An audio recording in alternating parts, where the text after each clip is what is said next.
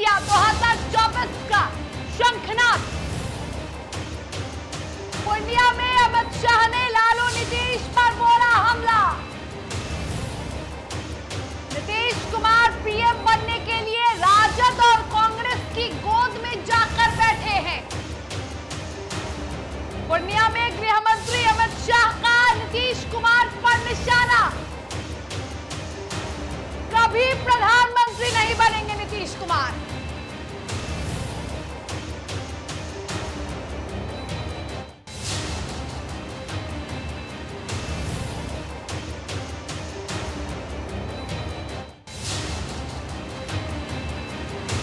आपको बड़ी खबर बता रहे हैं, शाह ने सीमांचल में शंखनाद किया और जमकर नीतीश कुमार पर अपनी भड़ास निकाली है।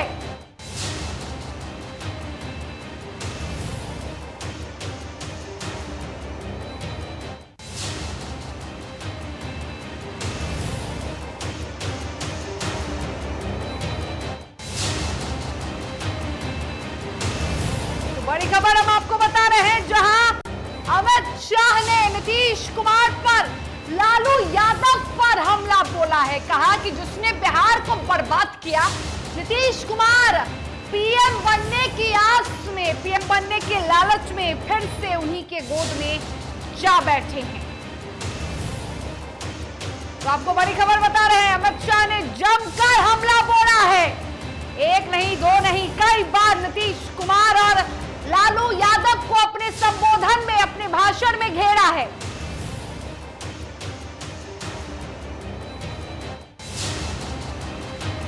तो आपको बड़ी खबर बता रहे हैं,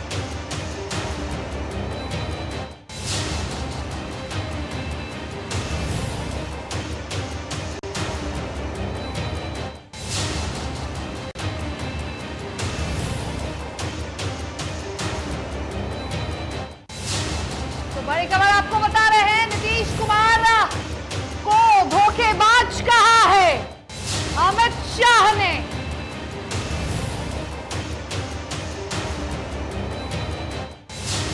बता दें आपको कि लगातार अमित शाह ने अपने भाषण में नीतीश कुमार और लालू यादव पर निशाना साधा है।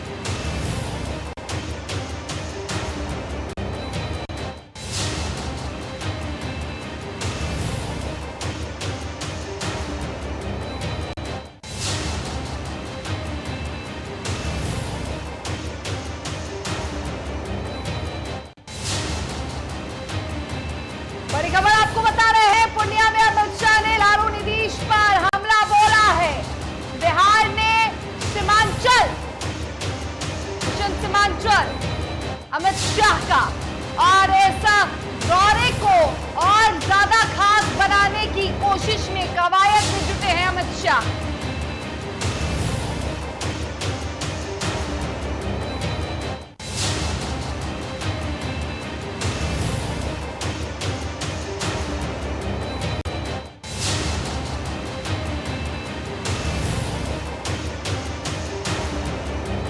आपको बड़ी खबर बता रहे हैं, पूर्णिया में अमित शाह ने हमला बोला है।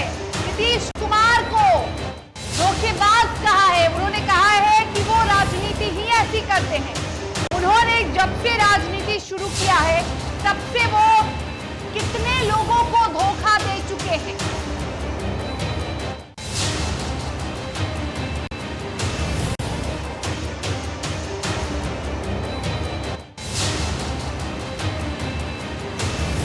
आपको बड़ी खबर बता रहे हैं, पूर्णिया में अमित शाह ने लालू नीतीश पर हमला बोला है।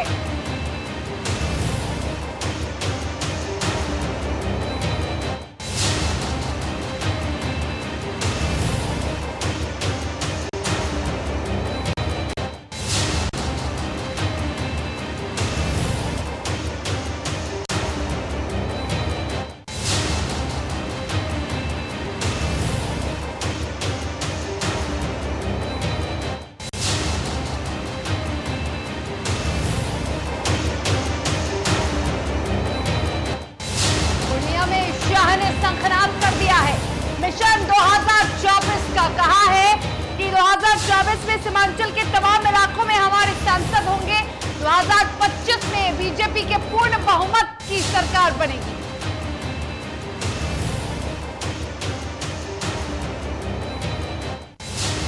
चलिए, तो हमारे साथ जेडीयू कोटे से पूर्व मंत्री और तेज तर्रार नेता, फिलहाल जेडीयू के मुख्य प्रवक्ता नीरज कुमार फोन लाइन पर जुड़े हुए हैं। नीरज जी, अमित शाह सीमांचल पहुंचते हैं और उन्होंने एक बयान दिया है। उन्होंने कहा है कि नीतीश कुमार की राजनीति की यही फितरत रही है कि उन्होंने उनका साथ जिसने भी दिया वो सबके साथ धोखा करते आए हैं, सबको धोखा देते आए हैं। उनको जानकारी का बहुत अभाव है। अब तो हम सुन रहा था उनका भाषण, वो कहे कि जौहर साहब को हटा के नीतीश। बिल्कुल बिल्कुल बिल्कुल। इनको जानकारी इसका मतलब ABCD का भी नहीं है। इनको चंदू खाना का जानकारी है, उसके बाद शरद जी अध्यक्ष बने थे, ये भी नहीं मालूम है उनको। ये भी नहीं उनको मालूम है कह दिया कि डॉक्टर APJ अब्दुल कलाम कृषि महाविद्यालय केंद्र सरकार ने बनाया। शरद यादव का भी जिक्र किया था उन्होंने जी, शरद यादव का भी उन्होंने जिक्र किया था। हम दूसरी बात कर रहे हैं। उपलब्धि में वो बोले कि हम ही कृषि महाविद्यालय बनाए, उनको ये नहीं मालूम है कि 674 करोड़ राज्य सरकार खर्च की है डॉक्टर APJ अब्दुल कलाम के नाम पर। वहाँ वो केंद्र सरकार की संस्था है, केंद्र सरकार की तो एक ही संस्था वहाँ है। वहाँ संस्था अलीगढ़ मुस्लिम विश्वविद्यालय जो 10 साल से 10 करोड़ रुपया दिए हैं। इसलिए अमित शाह जी, तो इनके मंत्री लोग बोल रहे थे कि PFI का केंद्र है वहाँ, आतंकवाद पर चुप्पी हो गई। क्यों नहीं बोले?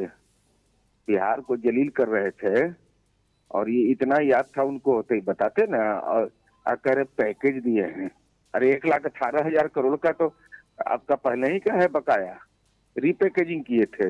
ये तो सब सदन का डॉक्यूमेंट है। हम तो उम्मीद कर रहे थे कम से कम आज वहां गए थे तो कम से कम सब हिंदू को कहते कि आज तुम नौकरी दे दिए, 15-15 लाख रुपया दे दिए खाता में।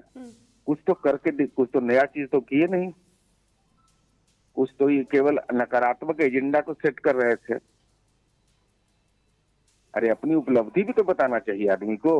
हम ही करने वाले हैं सीमांचल के इलाके में।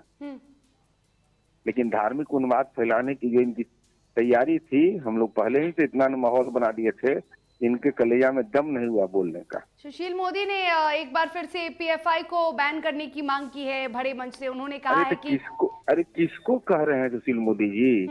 2020 में कर्नाटका में आप बीजेपी में सरकार में हैं, वहाँ पर PFI की भूमिका, SDPI की भूमिका। दिल्ली में हजरत निजामुद्दीन में कार्यालय किसके सामने प्रवचन दे रहे हैं? आप सरकार चला रहे हैं, आप मांग कर रहे हैं, किससे मांग कर रहे हैं? एक और बात उन्होंने कही थी नीरज जी, उन्होंने कहा कि आने वाले दिनों में अगर देखेंगे तो सीमांचल का पूरा इलाका मुस्लिम बहुल इलाका बन जाएगा। आखिर क्या वजह है कि मुस्लिम समुदाय के जो लोग हैं, एक विशेष वर्ग है, उनका इजाफा होते जा रहा है उनकी संख्या में? इसकी जांच होनी चाहिए, जांच की मांग की। फर्जी फर्जी फर्जी, बिल्कुल फर्जी बात बोलते हैं लोग। मैं तो आंकड़े के माध्यम से चुनौती दिया था संजय जायसवाल को कि कभी जनसंख्या दर बोल रहे थे, कभी जन्म दर बोल रहे थे, तो उसमें फायदा दिखाए थे। इनको मालूम है कि सहारनपुर की आबादी क्या, सेंसस का रिपोर्ट पढ़ते हैं लोग, कोई लेना देना है पढ़ने लिखने से। मैं तो चुनौती के साथ कह रहा हूँ कि जनसंख्या वृद्धि पर इनको जब मर्जी करे, जहां मर्जी करे। भाई इससे ज्यादा है कितने जिले का उत्तर प्रदेश में? गुजरात के अंदर में भरूच जिला का निकाल के देख लीजिए। इनको मालूम है, हिम्मत है बोलने का, क्योंकि बिहार में जहाँ वो करेंगे तो फंस जाएंगे। इतना जब जानकारी इनको नहीं देता है कि भाई कौन कृषि महाविद्यालय बनाया, इनके बारे में क्या कहना है? बिल्कुल। अमित शाह के एक और बयान का जिक्र करेंगे। अमित शाह ने कहा कि लालू यादव जी सावधान रहिएगा, अभी तो आपके गोद में बैठ गए हैं, आने वाले दिनों में कांग्रेस के गोद में वो बैठ जाएंगे। अपने दल के कार्यकर्ता को नहीं, नरेंद्र मोदी को नहीं पूछे कि 17 में कैसे आ गए थे? 17 में मिला था, 17 में कैसे आ गए थे सरकार में? अरे वही 15 वाला हाल इनका होने वाला है। इस बात को आपने जो कहा है उस पर भी उन्होंने कहा है कि नीतीश कुमार की जो पार्टी थी उन्हें बहुत कम सीटें मिली विधानसभा चुनाव में, लेकिन बावजूद इसके प्रधानमंत्री नरेंद्र मोदी ने जो वचन दिया था उस वचन को निभाया। और नीतीश कुमार ने क्या किया? धोखा दे दिया। हम लोगों ने वचन दिया था कि प्रधानमंत्री नरेंद्र मोदी के नाम पर 2019 पर हम पीछे हटे, और आप मेरे साथ में क्या किए? कौन है राजेंद्र सिंह? भारतीय जनता पार्टी के संगठन के महामंत्री थे, कैसे चुनाव लड़ रहे थे? कैसे लड़ रहे थे? चिराग पासवान का क्या इस्तेमाल आपने किया था? अरे ये अभी तय हो गया ना कि आज भारतीय जनता पार्टी ने बोला कि हम अकेले लड़े, सहयोगी है नहीं। अब बिहार में पर कितना कायम रहते हैं। एक और उनकी भाषण का जवाब हम चाहेंगे। उन्होंने एक बात कही है, ये बड़ी बात हो सकती है, क्योंकि उन्होंने कहा है कि बिहार में नीतीश कुमार का कोई जनाधार नहीं है, चाहे वो लोकसभा चुनाव हो या फिर विधानसभा चुनाव हो। उन्होंने भाजपा के दम पर, प्रधानमंत्री के दम पर जीता है और वो कभी भी प्रधानमंत्री नहीं बन सकते हैं। आप 15 में क्या था? उन्हीं के दम पर बना था।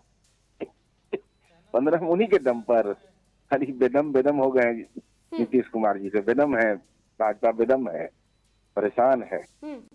मतलब उन्होंने जो भी बातें कही हैं वो जमीनी हकीकत से दूर है। खोदा पहाड़ निकली चुहिया, कुछ नहीं, केवल आए प्रवचन कर दिए। न विकास के बारे में बात किया, न महंगाई, न बेरोजगारी, न उस इलाके के जो जन सरोकार के विषय है उस विषय पर बोला। और कह रहे हैं कि जातिवाद फैला रहे हैं। और देश के प्रथम नागरिक के बारे में जाति बताया जाता है, हैं? देश के प्रथम नागरिक द्रौपदी मुर्मू जी हैं, हम लोग समर्थन किए, सब लोग उनकी जाति बता रहे थे, जनजाति के हैं, एक दूसरे को प्रवचन दे रहे हैं। अच्छा, आज अमित शाह ने जन भावना रैली को संबोधित किया। कुछ दिनों बाद आप सद्भावना रैली करने वाले हैं। ये तो नेतृत्व तय करेगा। अरे हम लोग तो करते ही रहते हैं। हम तो इस रैली का क्या उद्देश्य है नीरज जी? इस बेचैनी नहीं, इनका जो झूठा है उसका पर्दाफाश करेंगे ना। नहीं, इस रैली का क्या उद्देश्य है? ये जो रैली है सद्भावना रैली को खोदा पहाड़ निकली चुहिया, कुछ नहीं था। दम रैली में दिए गए मंतव्य का कोई औचित्य नहीं। तो आप जो रैली निकाल रहे हैं उसका क्या उद्देश्य होने वाला है? जनता के बीच जाने वाले हैं? कौन? हम तो जाएंगे अपनी उपलब्धि के बल पर। हम तो ये बताएंगे कि बॉर्डर के इलाके में ये रोड नहीं बनाते हैं। हम इनको बताएंगे नीति आयोग की रिपोर्ट क्या कहा है उन जिलों के बारे में, उन सब चीज का हमको काम करने का अवसर मिला। हमने क्या क्या काम किया और आपको काम मिला है। तो बॉर्डर का इलाका, वहाँ रोड तक नहीं बना रहे हैं ये लोग क्या बोलेंगे? एक और बड़ा आरोप भाजपा लगातार लगाते आ रही है नीरज जी, और वो आरोप ये है कि केंद्र हर विभाग में पैसा दे रही है, हर विकास के मुद्दे पर पैसा दे रही है, लेकिन राज्य सरकार उस पैसे को योजनाओं में नहीं लगा रही है। ये एक बड़ा आरोप कल भी लगा था, आज भी लगा है। अरे बहुत ज्यादा नहीं जरूरत है। उनसे खाली यही पूछिए कि 2018, 19, 20 और 20-21 में जो शिक्षकों का बकाया पैसा है वो देंगे कि नहीं? जो टीचर अपॉइंटमेंट हुआ वो पैसा उनको देना है। आज तक वो पैसा क्या हुआ? क्यों नहीं दीजिएगा बिहार को? मैं एक ही सवाल, 2018-19 से हमारा प्रति वर्ष लगभग 7,000 करोड़ रुपया समझिए कि सरकार को देना पड़ रहा है, बिहार सरकार को। और ये राज्य सरकार औसत वेतन कितना देती है? 15 से 25,000, हम 30,000 देते हैं। 18-19 में 85,000, 19-20 का 89,000, 94,000 20-21 का। इतने कार्यरत शिक्षकों का वेतन तक स्वीकृत नहीं कर रहे हैं ये लोग क्या बोलेगा? मतलब कि बिहार सरकार के साथ केंद्र सरकार पक्षपात कर रही है। अरे एक दो उदाहरण देंगे, एक दो उदाहरण है। अब ये सामाजिक क्षेत्र के तहत पेंशन मिलता है, केंद्र और राज्य सरकार बराबर देती है। उस पैसा में भी कैप लगा दिया, कहा कि इससे ज्यादा लोगों को आप दे ही नहीं सकते हैं। बच्चों का पूरक पोषाहार योजना में कैप लगा दिया कि नहीं, इससे ज्यादा आप दे नहीं सकते हैं। और छोड़िए, इससे भी बड़ी बात और क्या होगी? जो पिछड़ा वर्ग और अति पिछड़ा वर्ग के छात्र छात्राओं के लिए छात्रवृत्ति योजना है उसमें कैप लगा दिया है इन लोगों ने। SC/ST अत्याचार अधिनियम के तहत जो पैसा दिया जाता है दोष सिद्ध होने पर 24 घंटा के अंदर देना रहता है। अभी 5,232 ऐसे मामले हैं जो लंबित है जी, ये पैसा नहीं दे रहे हैं लोग। चलिए, लोग क्या बोले? तो केंद्र सरकार पैसा नहीं देती है और गलत बयानबाजी देती है। हमारे साथ एक बार फिर से बता दें आपको कि जेडीयू के तेज तर्रार नेता नीरज कुमार जुड़े हुए थे और बड़ी बेबाकी से उन्होंने अमित कुमार के तमाम संबोधन में उन्होंने जितनी भी बातों का जिक्र किया था हर एक बातों का उन्होंने जवाब दिया है। अमित शाह के भाषण का उन्होंने जवाब दिया है और कहा है कि भाजपा सिर्फ झूठ के दम पर राजनीति करती है। चले वक्त तो हो चला है इस वक्त की दूसरी बड़ी खबर का। इस वक्त की दूसरी बड़ी खबर भी शाह के रैली से जुड़ी है। शाह के बिहार पहुंचते ही राजनीति गर्मा चुकी है। डिप्टी सीएम तेजस्वी यादव ने सियासी पलटवार शाह पर किया है। डिप्टी सीएम ने कहा है कि अमित शाह ने पूर्णिया में कुछ नई बात कही है क्या, सवाल पूछा है उन्होंने। 2 दिवसीय दौरे पर बिहार पहुंचे हैं केंद्रीय गृह मंत्री अमित शाह। ऐसे में तेजस्वी यादव ने भी सवाल किया है। बिहार कांग्रेस प्रभारी भक्तचरण दास ने भी हमला बोला है।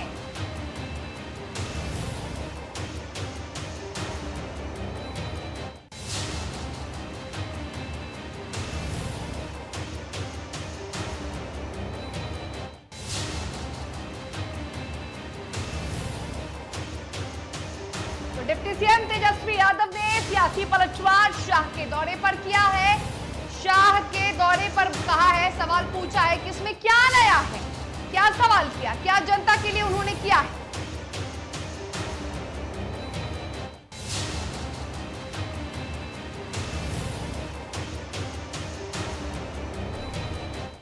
तो बिहार में शाह को लेकर सियासत हो रही है। चलिए, बीजेपी के नेता अशफर शमशी हमारे साथ जुड़े हुए हैं। अशफर जी, आपको बता दें कि एक तरफ जहां अमित शाह दौरे पर है, तो दूसरी तरफ तेजस्वी यादव ने कहा है कि विकास के मुद्दे पर क्यों नहीं सवाल कर रहे हैं, विकास के मुद्दे पर चर्चा जनता से क्यों नहीं कर रहे हैं अमित शाह।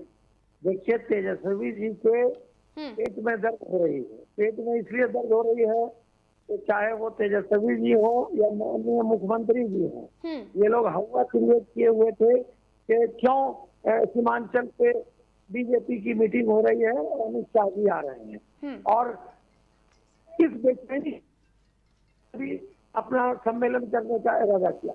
देखिए, हकीकत ये है कि इनका सुपड़ा साफ हो जाएगा आने वाले चुनाव में, इसलिए ये लोग हताश और निराश हैं, और हताशा और निराशा का ही एक परिणाम है तो इस प्रकार की बयानबाजी दे रहे हैं। अभी हमारे देश के यशस्वी प्रधानमंत्री जी ने काम किया और जिस पर के देश की जनता ने लगातार मोहर लगाया है और आगे भी मोहर लगाएगी। तो अब जो ये महागठबंधन के लोग बिहार में हैं, इनकी राजनीति छिपक गई है। हालत ये है कि नीतीश जी को कितनी सीटें मिलेंगी जो मुख्यमंत्री का ख्वाब देख रहे हैं।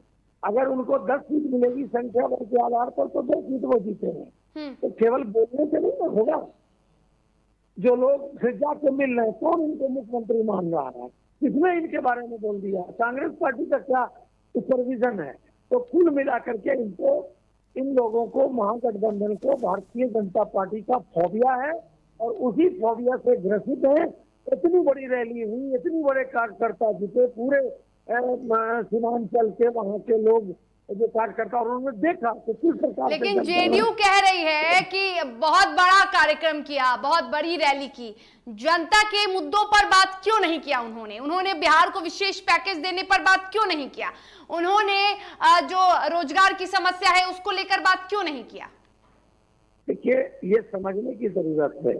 अब जो लोग ये कह रहे हैं विशेष राज्य, उसका एक पैरामीटर है, उस पैरामीटर के आधार पर होता है। ऑलरेडी जब 1,25,000 करोड़ एडिशनल बिहार को डेवलपमेंट के लिए मिला, तो इसका मतलब है, ये बोलने से नहीं होगा। विशेष राज्य का दर्जा जो पैरामीटर बना हुआ है पूरे देश के लिए, उसको देखा जाता है। और बिहार को तो बहुत ज्यादा देश के यशस्वी प्रधानमंत्री टाइम टू टाइम देते रहते हैं। 1,50,000 25,000 करोड़ जो दिए वो क्या था।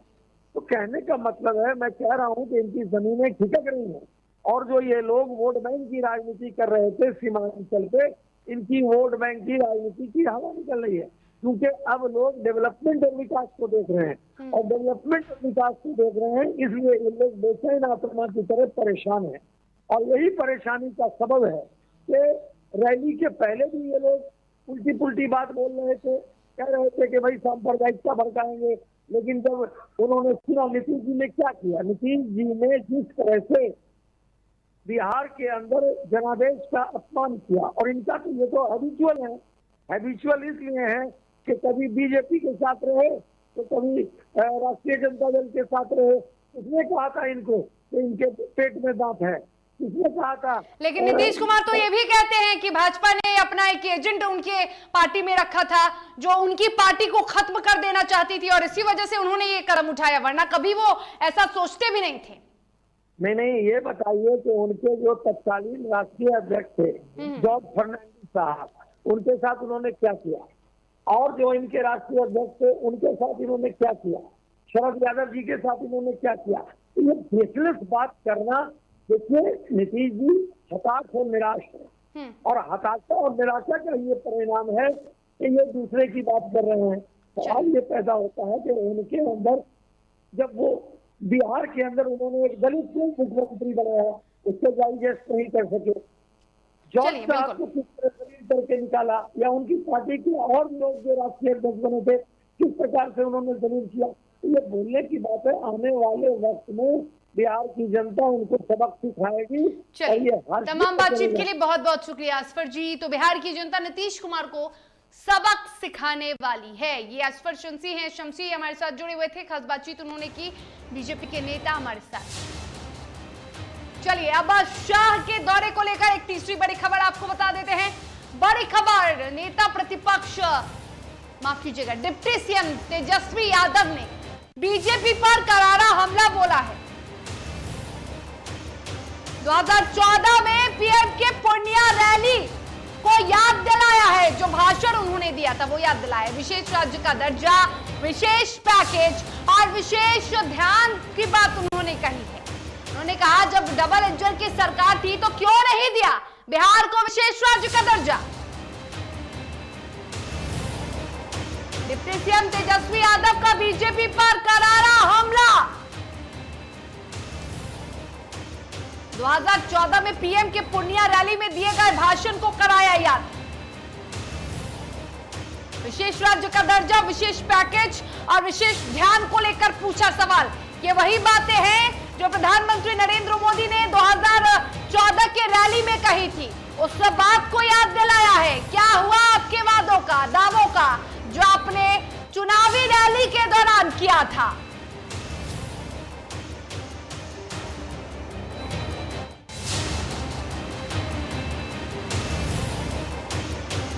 बिहार में वो ताकत है, बिहार को उठने का अवसर मिले, बिहार को आगे बढ़ने का अवसर मिले, उसमें उनको पूरी मदद मिले, तभी बिहार नई ऊंचाइयों को पार कर देगा। देश को बदलने में बिहार बहुत बड़ी भूमिका अदा करेगा। और इसलिए भाइयों बहनों, स्पेशल पैकेज की बात हो, स्पेशल स्टेटस की बात हो, स्पेशल स्टेटस की बात हो, स्पेशल स्टेटस की बात हो, स्पेशल अटेंशन की बात हो, बिहार की भलाई के लिए जो भी करने की आवश्यकता होगी, दिल्ली में आने वाली नई सरकार उसकी वो प्राथमिकता होगी। जो भी जरूरत होगी वो करने की प्राथमिकता होगी। कल तो हम ट्वीट किए थे, वीडियो डाले थे कि नहीं, प्रधानमंत्री जी का 2014 का, पूर्णिया का। उन्होंने क्या बोला कि बिहार को स्पेशल स्टेटस देंगे, स्पेशल पैकेज देंगे, और तीसरा क्या बोला, स्पेशल अटेंशन देंगे। इस पे कोई चर्चा नहीं की गई कि बिहार को विशेष राज्य का दर्जा देंगे कि नहीं देंगे। रोजगार पे नहीं बात की, महंगाई पे नहीं बात की। बात क्या किया, हम तो पहले ही कह रहे थे ना, आएंगे तो झूठों का माहौल गड़बड़ करने के लिए आएंगे और कहेंगे कि जंगल राज है। और आप यहाँ बिहार आकर के लोगों को बेवकूफ़ बनाना चाहते हैं। और क्या कह रहे थे कि हम बिहार को नंबर 1 राज्य बना देंगे। अरे भैया, 8 साल, कितना साल से भाजपा यहाँ सरकार में था भाई। बिहार में डबल इंजन कहाँ, क्यों नहीं बनाया? डबल इंजन था तो क्यों नहीं बनाया बिहार को नंबर 1 का राज्य? हर जगह जो भेदभाव किया जा रहा है। शिक्षा विभाग में पैसा नहीं दिया जा रहा है, ग्रामीण सड़कों के लिए पैसा नहीं दिया जा रहा है बिहार में। सारा आंकड़ा हम लोग लेकर के बैठे हैं, इन लोगों के पास कुछ नहीं बोलना है। वही क्या भाषा कैसे बोल रहे थे, हम तो हंसी आ रही थी उनके भाषण को देख करके कि भाई सच में कॉमेडी शो चल रहा था। भाषण को कॉमेडी शो बता दिया है तेजस्वी यादव ने। प्रधानमंत्री के वादों को याद दिलाया है ट्वीट के जरिए। 2014 में प्रधानमंत्री नरेंद्र मोदी ने पूर्णिया की जनता से जो दावे किए थे उन दावों पर सवाल पूछा है, क्या हुआ आपकी बातों का? ये सिर्फ कॉमेडी शो है, आपका भाषण नहीं है।